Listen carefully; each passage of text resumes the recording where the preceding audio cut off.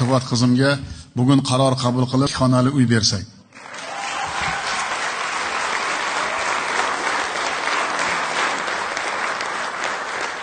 Assalomu alaykum, muhtaram prezident. Men Amir va Latifat hozirgi kunda 2 nafar farzandning onasi, oliy ma'lumotli uy bekasiman, ammo chekka bir qishloqda yashayman. Tarjima bilan shug'ullanaman, ijod qilaman. Turkiya, Ozarbayjon bilan birgalikda hamkorlik olib bormoqdaman. O'zbekiston Yozuvchilar uyushmasi tomonidan Turkona nomli kitobim nashr etildi 1000 nusxada.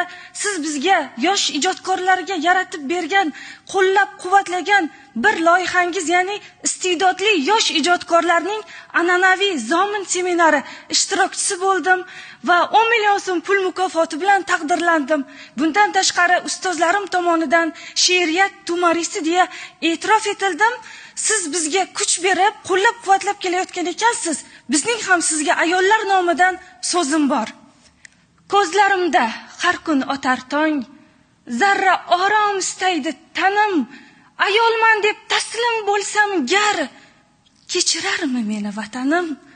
Buyuklik hech tanlarmi, irq, jins, el bo'lurmi o'ylab bir o'zin, bir millatni bunyod etgali ilm berdi va berdi izin.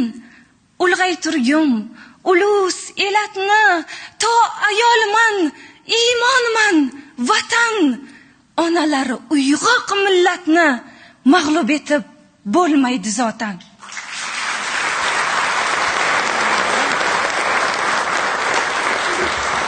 Latifat qizimga bugun qaror qabul qilib, xonali uy bersak.